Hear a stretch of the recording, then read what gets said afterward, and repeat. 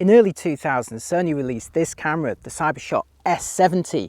It had 3 megapixels, industry leading at the time, and a 3x optical zoom branded by Carl Zeiss. But most importantly of all, it undercut its rivals on price. Costing around $800 or £700 in the UK, it was one of the most affordable ways to achieve that outstanding 3 megapixel resolution. I reviewed it in the August 2000 issue of Personal Computer World, and I liked it so much I actually opened my own wallet and went out and bought one that very year. Yes, dear viewers, this is my very own Sony S70, and in this video I'm going to take it out 21 years later to see if it still makes my heart flutter. Depending on your region, the S70 was launched alongside the lower-end S50 and S30 models, but the S70 was the one you really wanted with the top-end 3 megapixel resolution. But despite sporting Sony's best sensor to date, for this kind of camera at least, the company decided to house it in a surprisingly pedestrian body. So forget the innovative rotating designs of the F series to date. Instead, the S70 went for a body more akin to a pack of butter in size and shape, and about as comfortable to hold too. You can see the meagre grip from the top, along with the simple 3-position mode dial, basic LCD information screen, and the mono mic for the video mode or audio clips. Meanwhile, on the rear, the S70 was typically Sony, a master of miniaturization with a scattering of tiny buttons that looked nice but weren't particularly comfortable. In use, it felt quite different to the Canon G1 and Nikon 990, which both benefited from decades of experience in stills camera ergonomics. For composition, you had the choice of a 2-inch screen, fixed in position unlike the side-hinged G1's display, or the rotating body of the 990, but that did in turn help it meet a lower price point. Meanwhile, in the corner was a basic optical viewfinder, actually the first on a Sony Cybershot. Sony equipped the S70 with a 3x optical zoom, equivalent to 34 to 102mm, with quite a useful 4cm closest focusing distance. You could also adjust it in manual focus with 7 rather coarse steps, but there was full control over the aperture, which started off pretty bright, f2 to f2.5. But the icing on the cake, according to Sony, was that this was no ordinary lens. It was branded by Carl Zeiss. It was a collaboration with the respected optical company. And Sony reckoned that this was very important because of the very fine pixel pitch of the ultra high resolution 3.3 megapixel sensor. And indeed, the images did look very good. However, if you look very closely at the S70's lens, you'll see that it shares a lot with the lens on the Canon PowerShot G1 and a lot with the lens on the Epson 3000Z. So I think that all 3 of those lenses were probably made by the same company, even though they were all branded in different ways. Which was that company? Today, I still don't know. If you have any clues though, let me know in the comments. Behind a rubber flap on the left-hand side as you held the camera were the ports, starting at the top with a flash sync connector, quite unusual for a camera of this class, followed by a very proprietary USB port. Now, when you did connect this to a computer, it mounted the contents of the memory card as a standard removable drive, so you could easily get the pictures on and off them, so long as you still have that cable. And below that, the yellow port is a 3.5mm AV output for squirting composite video and mono audio to do those slideshows on your TV. Meanwhile, in the corner is the DC input, which is used to charge the battery inside the camera, and that in turn meant that Sony had to provide the S70 in a box with an AC adapter. And this gave it an advantage over most rivals at the time, which didn't come with AC adapters, and even if they were available, they were optional extras that cost you more. So this was an advantage of the S70, that it came with a recharger that also doubled up as an external power supply. But the downside to all of that was that the AC adapter itself for the S70 was bigger than the camera. I remember when I was packing my bags to go on my travels, you'd squeeze the camera into a nice small part of your bag, but then you'd have to accommodate this giant AC power unit just to charge it back up again. Which brings me to what's arguably the highlight of the S70, and no, I'm not talking about the sensor. Behind this large flap on the side is the battery. Look at the size of it. This is an NP FM50 info-lithium battery, and it provided the S70, at least when it was new, with around 2.5 hours worth of operation. Compare that to the typical 1 hour that you got for most other digital cameras, and you'd understand why the S in the S70 stood for stamina. Now, unfortunately, my original FM50 no longer holds any charge, but I did manage to buy a replacement pack from DSTE from Amazon. That cost me about £12, and not only did it work absolutely fine and it charged within the camera, but it also gave me roughly double the original battery life too. So I provided a link to that in the description. The battery compartment is also where you'll find the memory card slot, and perhaps unsurprisingly, Sony opted for its own proprietary memory stick format here in the full-length chewing gum sized version. And I've got a 64 megabyte card here, which back in the year 2000 was considered highly extravagant, decadent even. In fact, Sony supplied the S70 with an 8 megabyte card, which was seen as rather measly. You see, it'd come under criticism for producing JPEGs that were too highly compressed. So for the S70, it went for milder compression. They were about 1.5 megabytes each, but that meant you only squeezed about 5 of them on the supplied memory card, meaning that you had to go out and buy a new one pretty much straight away. In contrast, most of its rivals at the time were supplied with 16 megabyte cards and a variety of JPEG compression options, allowing you to store far more pictures on there. Now, in terms of reading a full-size memory stick, unfortunately, I no longer have any memory stick card readers. I'm sure some are still available, but all of mine have disappeared. And unfortunately, I've also lost the proprietary USB cable for the S70. So as it stands, I can't actually get the pictures off this camera. However, I do have a more recent Sony camera that also uses the same memory stick format, and that is the U20. Unfortunately, that has a fairly standard USB port on it, so I could actually use it as a memory stick card reader. Now, Sony may have designed and manufactured the 3 megapixel sensor in the S70, but it was not the first company to produce a camera with it. That particular honour went to Canon with its PowerShot S20. However, both of these models shared the same image dimensions of 2048 by 1536 pixels.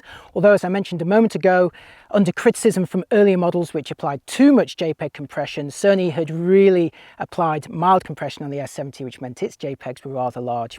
1.4 to 1.5 megabytes each.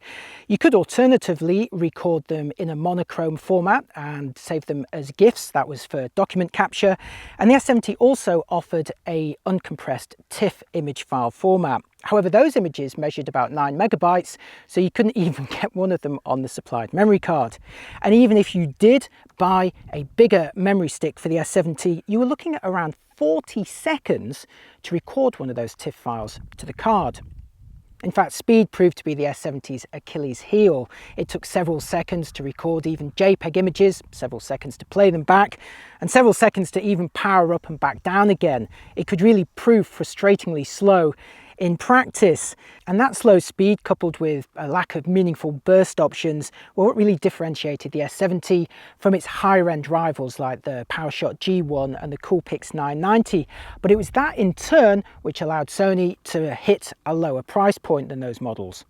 Despite the relatively affordable price, the S70 still also gave you pretty much full control over exposures with a range of shutter speeds and apertures to choose from, although set it to automatic and it produced really nice vibrant JPEGs straight out of camera. So this seems about as good a time as any to show you a selection of images that I took with the S70 21 years after it was originally launched around Brighton and London. And apologies for the date and timestamp that burned itself onto those London images. I had it turned on by mistake.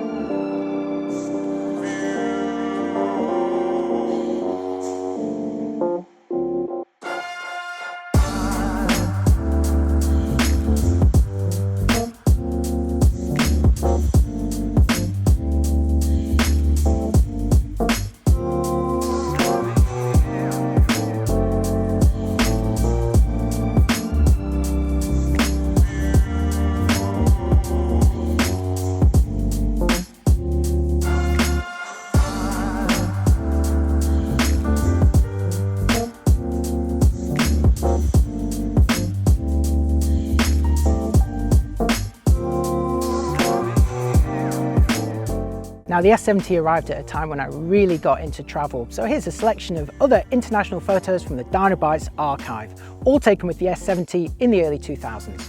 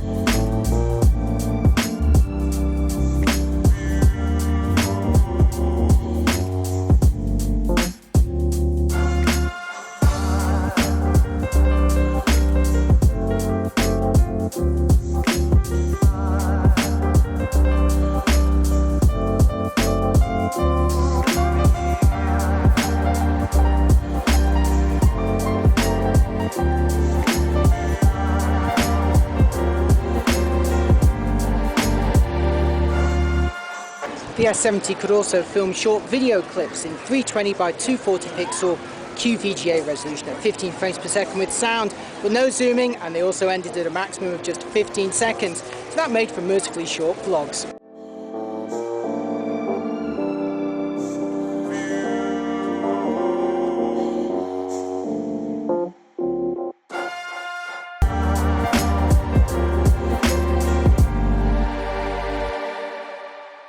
Now, speed and questionable ergonomics may have been the downsides to the S70, but don't forget this camera coupled the best sensor in the day with one of the best batteries of the day as well, at a price that was more affordable than its key rivals, the PowerShot G1 and the Coolpix 990. So while as a reviewer and a photographer, I did really aspire to owning those models, the bottom line is I couldn't afford them, but the S70 was just within reach. Personally speaking, 3 megapixels was also the point at which cameras like these began to be truly useful. They gave you enough resolution to make a photo quality 7x5 inch print at 300 pixels per inch, and you could just about stretch them to a 10x8 inch print or make minor crops with them. That said, the megapixel wars were already in full force as the recognised measure of a camera's quality, and the following year Sony released the CyberShot S70, which increased the resolution to 4 megapixels. And again, I was so enamoured with it, I bought one of those as well, and both the S85 and the S70 travelled with me and my family for several years to come. The S85, perhaps mercifully, proved to be the last in the S series to deploy this boxy shape, with Sony instead going on to explore some more unusual shapes and styles going forward, including the highly successful P series. Meanwhile, the S series did come back now and again, but none of the models had the impact of the original S70 or the S85 which followed it. 21 years later, I remain very fond of my S70 and I'm delighted that it still works. It's a great camera for the collectors out there. And as always, now it's over to you. I'd love to hear from you in the comments about your first digital camera and the resolution, price or feature that really drove you to adopt this format. And also let me know which models you'd like to see me review on the Dinobytes channel. And if you do enjoy these vintage videos, the best way you can support me is by subscribing. Please do that, it only takes a second to click that button. And most importantly of all, try and watch as many of my videos as you can bear. It really does help get those figures up. So thanks again for watching, and I'll see you next time. I'm just off to take some more pictures with my old S70. Quite surprised how many I did take with it back in the day, and I'm quite enjoying the look of them today. I'll see you next time. Bye bye.